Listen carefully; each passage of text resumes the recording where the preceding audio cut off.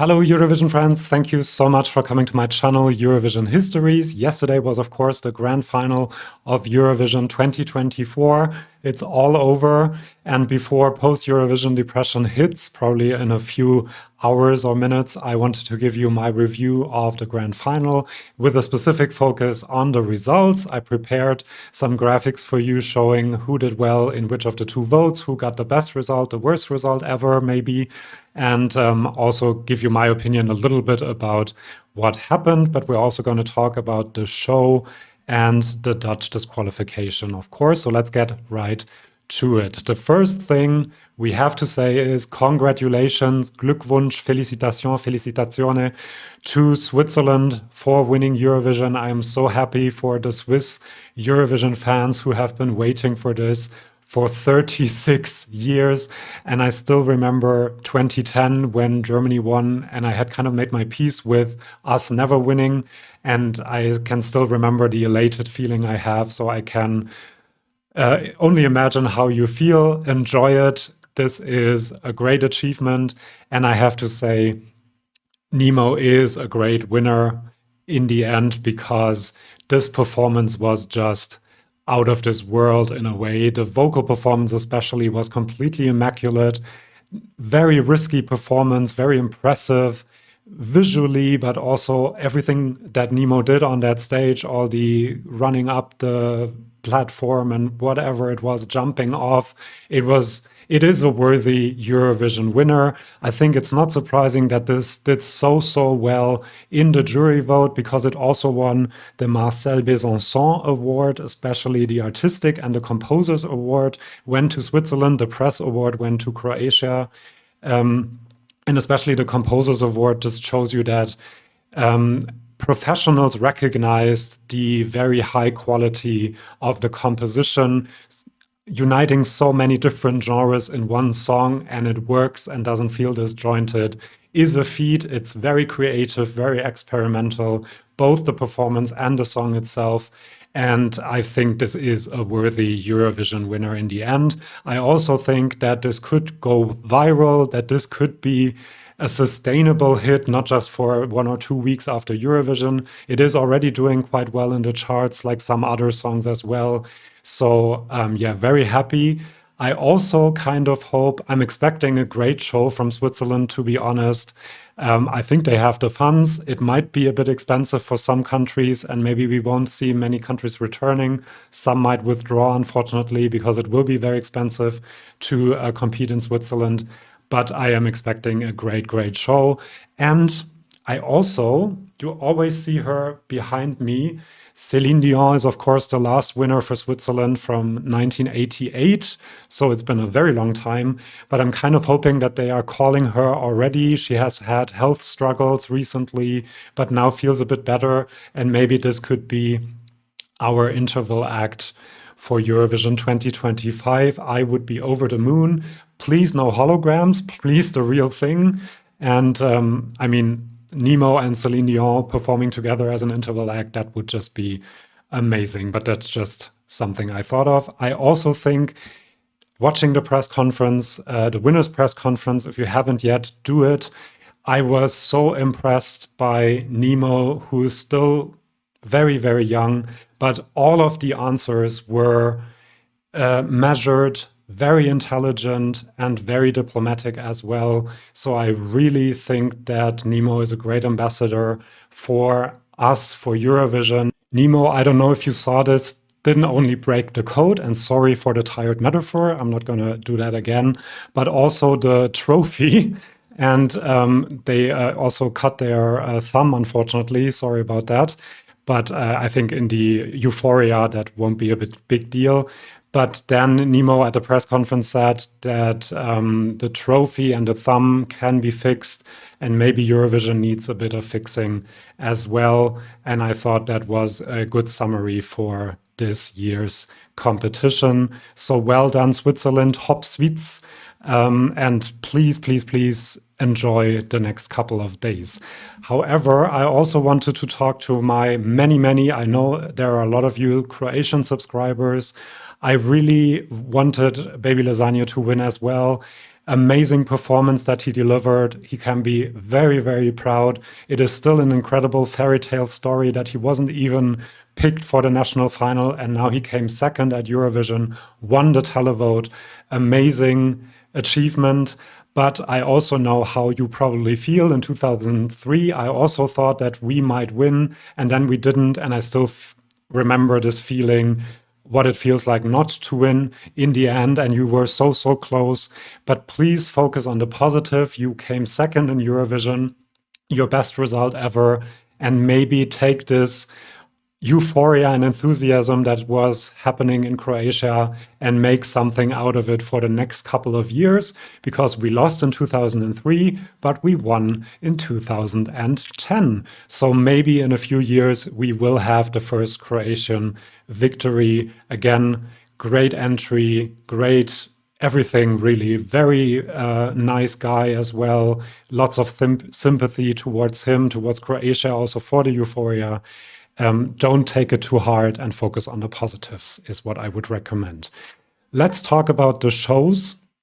Well, the show, the interval act, I thought that this whole ABBA tribute thing, of course, had to happen, but there were a lot of ways to do this much, much better. I think the avatars are a bit strange to me, to be quite honest. And the three ladies are great Eurovision icons, and they sang it very well, but it just fell a bit flat because, yeah, it's just these three singing Waterloo. Not much else was going on. And yeah, the interaction between the avatars in the beginning was also a bit strange. So I was a bit underwhelmed by that. And I actually think that the interval act in the second semifinal was so much better. We just love Eurovision too much that this, maybe also because of it, fell a bit flat for me. And also Lorene's performance, very artistic. We know she's very artistic, but I didn't really get it either, and it was a bit boring to me. So yeah, the second semifinal seemed much better when it comes to interval acts. Then I wanted to quickly say that the odds were wrong about basically everything. They predicted a Croatian victory at 51%, which didn't happen. Switzerland was third in the odds before the final. They also predicted the televote victory for Israel, which didn't happen. Croatia won. They predicted last place for Spain, which didn't happen. The only thing they got right was basically the juries. That Switzerland would win the jury vote, which wasn't that surprising. So for the future, I think we should look less at the odds and more towards which songs are the best. And I think for the future, it's actually good that the odds were wrong for once and don't predict the winner every single time. I think that was a positive, actually. And then when Martin Österdahl came on the screen, he was booed. We will talk about the Netherlands in a second. So there's a lot of ill feeling towards the EU for a lot of different reasons. I think once a decision is taken, you can discuss whether it's the right decision or the wrong decision. The problem is the transparency of the decisions and how they are taken, and also the communication is just too slow and not transparent enough. And there are a lot of things, like Nemo said, that should be looked at in the aftermath of this Eurovision and see what has to change to ensure that Eurovision has a future. I think the EBU has to be more involved, more quick, and more transparent as well. And then I wanted to talk about the voting. I think we have a good system already, but it can be improved. I think having the juries and the televote balancing each other out in certain ways is a good idea, and it is a good system. Because having only one, like the juries in the 90s, we saw that that didn't work, or having only the other, like only having the televote, we saw that that doesn't work in the early 2000s. But there is a lot of commotion. There was a lot last year with Loreen and Kerrie. There is a bit less this year, but I think that we have to look at the fact that the juries don't really represent, and they're not supposed to really, the public opinion, but the televote also sometimes doesn't, because some people only vote once or twice and think the job is done. I told them what my favorite is, but then you have others who vote 20, 40 times if they have two SIM cards, and that skews the results a little bit. And so I think the best way to have the best result in the end and the most representative result also is to add a third aspect. And that would be my suggestion: have a demoscopic jury like we have in some national finals that looks at the songs and represents in the best way possible the opinion of the general public. And then you have these three together, and I think that could give us the most balanced result possible. It could be a demoscopic jury in each of the countries, or a huge European demoscopic jury that then is mixed into the televote, which also means that the people would get 2/3 of the power and the jury's only 1/3, and it could even out some of the things that I mentioned. So that would be my suggestion, but it's just a suggestion and nobody listens to me anyway. So then, before talking about the results of all of the entries, we of course have the unprecedented disqualification of the Netherlands. Again, in this case, I think the communication by the EBU was very slow and added to the tensions that developed around all of this and resulted in the boost for Martin Österdahl, among other things. We still don't know from a lot of sides what really happened during that incident that caused this disqualification. Avrotros, the Dutch national broadcaster, has issued a statement saying that they are very unhappy and think it's not proportionate to disqualify them. And they say that after last Thursday's performance, I have it here, against clearly made agreements, Joost was filmed when he had just gotten off stage and had to rush to the green room. At that moment, Joost repeatedly indicated that he did not want to be filmed. This wasn't respected. This led to a threatening movement from Joost towards the camera. Joost did not touch the camera woman. This incident was reported, followed by an investigation by the EBU and police, and it goes on. A link to the statement in the description. This is, of course, very, very unfortunate what happened. We don't have a reaction to that statement from the EBU yet, so I don't want to speculate too much. But what we can agree on is that it's very unfortunate that this happened. Dutch fans were in the hall, they had bought tickets and didn't get to see Joost perform. Yeah, very unfortunate indeed. But let's look at all of the songs that did get to perform and how they placed in the different rankings.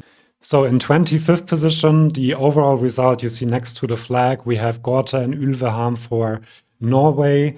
The number under the three guys at the desk there is the position in the jury ranking, and the number under the call sign obviously then is the position in the televote. So televote and jury here kind of agreeing that Norway didn't really convince either of them. In the last couple of years, we saw that Norway got a much better televote than jury vote. That didn't happen this year.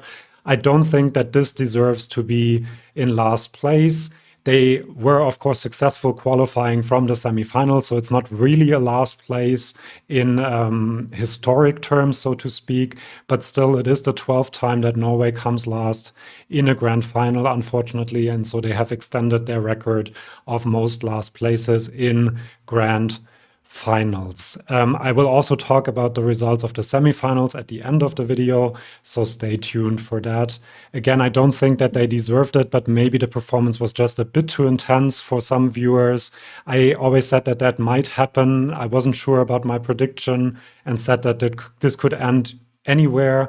And I also think that maybe the fact that other rock songs like Croatia and other songs that had a similar feel, maybe Ireland, not really similar, but in a similar vein at least, or Slovenia might also have hurt this one's chances a little bit. So I don't think it's deserved, but I'm also not that surprised in the end. Then in 24th position, we have Austria and Colleen. She got to live her dream. She got to perform at Eurovision. She got to end the Grand Final of Eurovision. I mean, I saw her in an interview on German TV, and she basically said that it was a great experience and there's nothing to talk up or anything like that. She's quite happy. 20th with the juries, 23rd with the televote. We also have to say that there were a lot of heavy hitters in the televote, and so a lot of the songs in lower positions, the difference is actually not that big. Like you could get, I wrote it down, With under 50 points, Sweden got to 11th place in the televote. So you can see that there is not that much separating these countries. And so in the end, she doesn't have to be sad about it or anything like that. And again, qualifying, I think, from the semifinal was also already a big success. Even though I kind of expected this to do a bit better with the juries, to be honest. Then we have Slovenia, 23rd position. Again, I think a success qualifying from the semifinals already. 22nd with the juries, 21st with the televote. We kind of see this year that in a lot of cases, jury and televote actually agree quite a bit about the positions. I think maybe, again, Ireland impressed people more in this vein of a song. And then there was also Norway and other entries that were a bit similar, at least. And then, of course, you had Croatia that a lot of people maybe voted for in the neighboring countries as well. And that might explain the result. I don't think she has to be sad about this result. The performance was quite good. I liked it, actually. Very eerie and well done. And actually, the vocals were also very good. So not too much to be sad about, I don't think. Then in 22nd position, we have Spain with Nebulosa, 19th with the juries and 22nd with the televote. That is a bit surprising to me. I thought that this would do much better actually with the televote than with the juries. But a bit like in Benidorm, the juries did actually like this a bit. I think they can be very proud of themselves. It was a very fun performance. I've seen a lot of Spanish fans say that they kind of knew that this wouldn't win and they just wanted to have a bit of fun. And I think they did that. The whole arena singing a song in Spanish is also very cool. And I think this hasn't happened in a very long time. 22nd is the first Big Five countries. Usually some of the Big Five are in the last two places, actually, but not this year, which is a good sign. Maybe performing in the semifinals had made a difference. I don't know. Or maybe the songs were just better than they sometimes are in or have been in the past. Then in 21st position, we have Georgia. I think, and I forgot to say that with Austria, there were a few female-led pop songs with male backing dancers, and they split the vote a little bit, I think, and Austria suffered from that. And I think Georgia also suffered from that a little bit, even though this is their best result since 2016, obviously, because they haven't managed to qualify since 2016. But I think Nutza can be very proud of the performance. And 21st with the juries, 18th with the televote. Kind of expected that this would get a bit better televote than jury vote. But the running order didn't really impact this as much, I guess. But still happy for Georgia and hoping that they stay around. And maybe this can build a bit of momentum for the years to come for better positions even. Then Estonia came last in the jury vote, 25th. I kind of expected Finland to come last, but we'll get to that in a second. And 13th with the televote. We always expected this to get a much better televote than jury vote, so that is kind of what was to be expected. And 20th, I think, in this grand final with a lot of very good songs is nothing to be sad about in the end either. I do think the fact that there were so many heavy hitters in the televote kind of hurt other songs that were also more geared towards the televote and then couldn't get any points because all the top points were already taken by the other countries getting high televote scores. So that is what may have happened with Estonia as well, but still well done. But the worst result from the three Baltic countries. Then Finland coming second to last with the juries. That is what I predicted. And I'm not surprised that this happened because this wasn't really, it was a song. It was a fun song. What really surprised me though, and I think what I just said about Estonia and the heavy hitters in the televote might have happened here as well. 15th in the televote. I expected this to get, I think it got around 30 points. I expected this to get at least 100 points in the televote. And quite surprised by that. But I think the reason, as I said, is that there were a few songs that got all of the televote points in every single country. Then we have the United Kingdom. 18th position is their second best position since 2017, which, yeah, tells you something about the UK at Eurovision. Of course, their best result was Sam Ryder. I am kind of happy that the jury saved this from coming last, because an established artist like Ole Alexander coming last would maybe have discouraged other established artists in the UK and elsewhere not to compete. And I do think that the song is kind of a song that the juries would go for. The performance was impressive, but I think the fact that it came last in the televote also tells you something. I think it was just not very nice. It seemed very distant and very, yeah, like not like something that you pick up the phone and vote for. I did expect a few more people to do it. I read somewhere, I haven't checked it myself, that the best result the UK got in a televote of a country was being in 14th position in Ireland. And in most other countries, they were in the bottom 5. So that tells you that something about the performance just wasn't engaging enough, I guess, even though I think the dancers did a very good job. Then in 17th position, a little surprising, better televote result for Serbia and Tia Dora here, 15th on the televote, 18th in the jury vote. But in the end, I think there were better ballots in this final that took a lot of the vote from Serbia. She performed it really well. It's a beautiful song, but it also was drowned a bit in the noise maybe in the end. And Portugal also got a lot of the jury support maybe that otherwise could have gone to Serbia. So in the end, not as surprising to me that this didn't finish higher, but I think 17th is also not a terrible position. Do subscribe to this channel, only a third of you are. And I have some things planned for the post-Eurovision depression to fight it, actually. So do subscribe if you don't want to miss that. Then in 16th position, we have Latvia, Dons and Hollow. I am so happy for him. I predicted him not to qualify. I think almost everyone predicted him not to qualify, even from the semifinal. And now he has come 16th in the grand final. Of course, a great vocal performance. I did also notice some things about the staging that I hadn't before that made it more impactful. He wasn't as emotional at the end as he was in the semifinals. Maybe he could have gotten an even better result.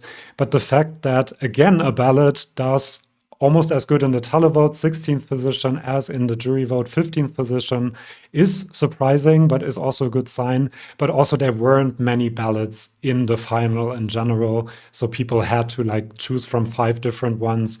And Dons, of course, I think convinced some people with his great vocals and with his performance. So well done, Latvia. This is their best result since 2016. Also, of course, because they hadn't qualified since 2016. Well done to Latvia. And then Cyprus, this is, I would say, the best female-led pop song. You might say Italy is also a female-led pop song, but this, I mean, in English with male backing dancers and so on. And she did very well. I still don't understand the song 100%, but of course, there is a big audience for these kinds of songs. And very happy for her. 16th with the juries, 12th with the televote, and that is 15th position overall for Cyprus. And they have gotten this around this range for the last couple of years, I think, if I remember correctly. I forgot to check that. Then this is the best result for the 3 Baltic countries. Lithuania, 10th place in the televote, 17th place in the juries. We have seen in the last couple of years that Lithuania usually does a bit better in the televote than in the jury vote. Not last year, I don't think, but still very happy for him. I think it was a very good performance that looked almost exactly the same every single time he did it and sounded the same, which is a compliment. And I think 14th position for Lithuania from not an easy running order spot is quite a good achievement as well. And then in 13th position, we have our returnee Luxembourg. Well done, Luxembourg. And they have already announced that they will stay around. So I'm very happy about that. 11th in the jury vote and 17th in the televote. This is their best result. This is a bit of a joke, but still their best result since 1990 shared. They also came 13th in 1990. And if you take that one out, it's their best result since 1988. So they share that with Switzerland when Lara Fabian represented them. So Tali and the Luxembourg team can be very proud, I think. I thought that this might get a good jury vote, but I kind of predicted this to end up in the bottom 5, and I was very wrong. And this, again, is also a female-led pop song, so also split a bit of the vote, which might be one of the reasons why Georgia, Austria, and so on didn't do much better. So this is actually the best female-led pop song I just noticed, if Italy doesn't count as that. And then this one. I mean, Germany in 12th position, 10th with the juries, 19th with the televote, the best result since 2018, of course, and I think the second best since 2012. To be honest, when the jury vote happened, I was kind of shocked. I wasn't used to seeing Germany among the countries that got points. Like, that was really crazy. And I am very happy about this 12th position. I hope that doesn't mean that Stefan Raab doesn't get a chance to find our entry next year, because there were some rumors that NDR wanted to see how well we could do before they change everything. But still, I'm very happy for Isaac as well. I think this is mostly based on his voice, but also the song is a mainstream radio song, and people apparently responded to this. I also predicted this to be in the bottom 5, mostly I think to not be negatively surprised again, like I was last year. But yeah, very happy about this result, and I hope it only goes up from here and this isn't like an outlier and in a few years or next year we're back to last place. Then in 11th place we have Marina Sati for Greece, 8th position in the televote and 14th position with the juries. Well done to her. I think this only got 10 points from the Cypriot jury, and Cyprus also only got 7 points from the Greek jury. That was quite surprising. But yeah, I think this deserves 11th place. It would have almost deserved 10th, top 10 if it were up to me, but she can be proud of herself, I think. And then another one, I was almost more happy about this one. I was more happy, I think, about this one than about the German success. Portugal, my favorite song along with Italy, made it into the top 10 of the juries, 7th position with the juries. Unfortunately, only 20th with the televote, but it was a ballot in a final with a lot of other ballots. But I'm so glad that the juries recognized the vocal quality, the quality of the composition, of the lyrics, maybe also if they read them before, and also of the whole choreography and the staging. So happy for Portugal, and please, please, please keep sending these kinds of entries because we need them and I need them. Obrigado. Then we have Sweden, not a big split between jury and televote, 8th with the juries, 11th with the televote, which is quite a feat, performing first. We will have to see whether the lines opening before the first song had an influence here.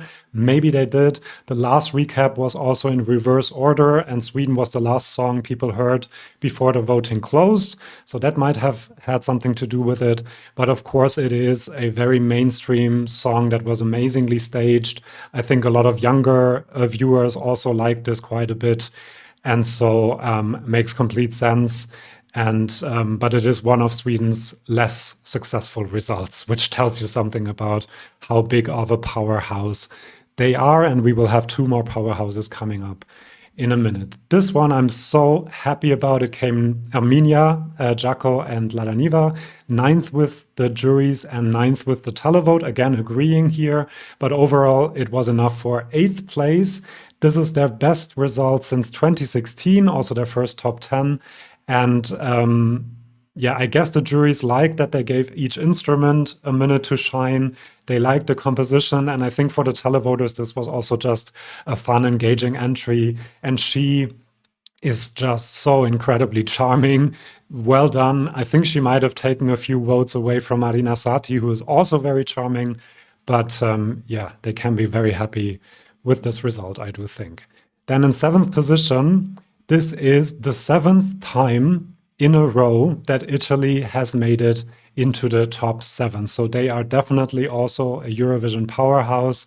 4th with the juries, I think very deserved, and 7th with the televote, which might have had something to do maybe with the staging, but maybe also again with the fact that the top 5 in the televote got a lot of the points from all around Europe. I think this is still the best song, if it is, I mean, according to my personal opinion. And so coming 4th with the juries makes complete sense to me. And she can be happy. This is kind of Italy's worst result in the last 7 years, I think. Yeah, worst since 2016, actually. But I think she can be very proud. And this is the position Marco Mengoni had and achieved the first time he went to Eurovision. So maybe we will see her return and then she will get a better result like Marco Mengoni. I will definitely keep following her. I think she is one of the artists from this year's Eurovision that will have a long career because of her great style of performing, of her voice also, great vocal performance again. So well done, Angelina Mango. And then this was so surprising to me when this was very, very high in the juries. At some point, it was second after Switzerland, talking about Ireland and Bambi Thakir, of course. And what I find very funny is it came 6th overall, 6th with the juries, and 6th with the televote, and for a self-proclaimed witch, that is, of course, an interesting combination of numbers. Very interesting also that televote and jury vote agree completely in this case.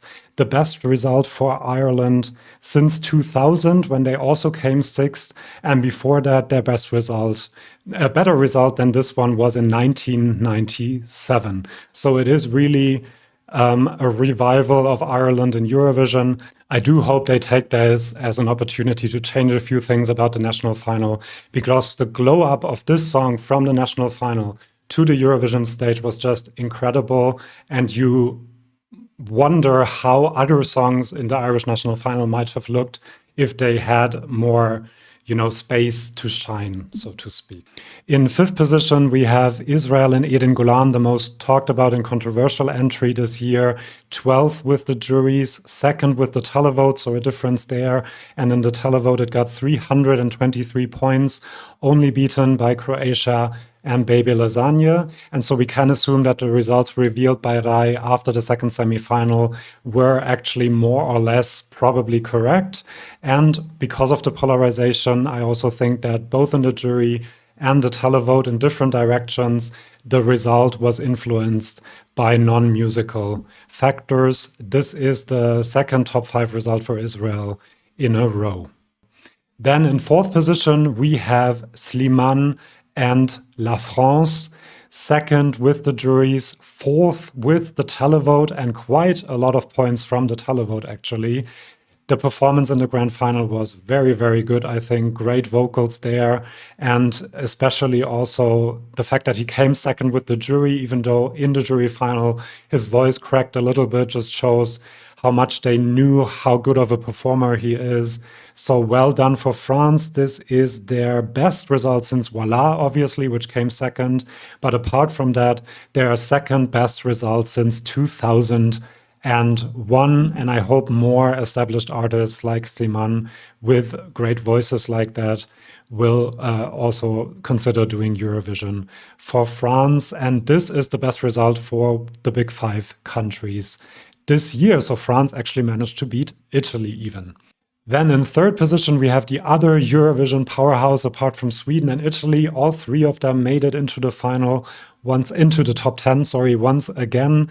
5th with the juries for a ballot like this, not that surprising. And 3rd with the televote with over 300 points, and that from the 2nd position in the running order. So this proves that you can do well from the 2nd position in the running order, but we know that Ukraine, especially in the televote, will always do well no matter where they perform. Both of them are big stars in Ukraine as well. And also they seem like very cool people. I saw a few social media videos, so I am happy for them. And this is one of my favorite stagings this year as well. So I expected this to do well in the televote. Anyway, then Baby Lasagna, Croatia. Again, I think a lot of Croatians are sad today, but they should be proud. 3rd with the juries for a rock song, a fun rock song. very good position in the juries. Actually, when the jury vote was over, I thought he would win because he was so high in the juries, and I expected Switzerland to not get that many televotes. But of course, Switzerland's lead after the jury vote was giant. So maybe in the end, it's not that surprising. But also winning the televote with over 300 points. Congratulations, the best result for Croatia ever. I've said it before, but it is good to repeat it because they should be really, really proud about this. So this is a perfect performance to watch when you're sad or down. So hvala. Then our leader Switzerland, we already spoke about it, of course. Nemo, first with the juries. Again, the composition, the vocal performance, completely understand why that happened and why music professionals would vote for a performance like this in such huge numbers. And then fifth in the televote. This is the first time a winner has not been first or second in the televote, I think. But this was also a bit of a special year with many very televote-heavy songs. And so in the end, I think the victory is deserved. I do really believe that. But before I let you go, let's also look at the results of the semifinals. I only put the last couple of positions. The semi was won by Baby Lasagna in Croatia, unsurprisingly. Only televote, of course. In 8th position, we had Portugal with 58 points. 9th position, Slovenia, 51 points. In 10th position, Serbia, just making it with 47 points. And Australia was actually only 6 points away from actually making it to the grand final. Poland in 12th position. A lot of people thought that this came 11th, but only came 12th with 35 points. Then Moldova with 20 points, Azerbaijan with 11, and Iceland coming last and only 3 points. And that makes it actually the last place overall in this year's Eurovision. And then in semifinal 2, Israel won that semifinal, also unsurprisingly, only televote. 8th place for Georgia with 54 points, 9th place for Austria, 46. And you can see it was actually quite tight around the qualification positions. 10th, Norway with 43 points. Now that they came last in the final, that is not that surprising that they were 10th in their semifinal. But then Czechia with 38 points, Denmark 36 points. So there were only 5 points between Norway and Czechia could have almost made it. Denmark also only 2 points between Denmark and Czechia. And then Belgium, I think this will surprise a few people, only 18 points. So people really didn't connect to that performance, even though a lot of people, I think, liked the song. San Marino with a good performance, I think. People have said that the vocals were off. I didn't notice that as much, maybe because I was impressed by the performance. With only 16 points, they have said that they might withdraw. I hope they don't. And they stay around. In 15th place, Albania with 14 points, despite the fact that there were lots of countries in the semifinal that usually support Albania. So quite interesting result. And then in last place, Malta, which I've always said that this wasn't really a song. This was more dance breaks with a bit of music around it. But the performance was very impressive. And I did think that a lot of televoters would go for this. So I'm a bit surprised by this last place. And I don't really think it's that deserved. So these are all the results. Thank you for watching. Do subscribe to this channel if you haven't yet, and then I'll see you for my next video. A few things coming that can fight your post-Eurovision depression. See you then, and bye-bye.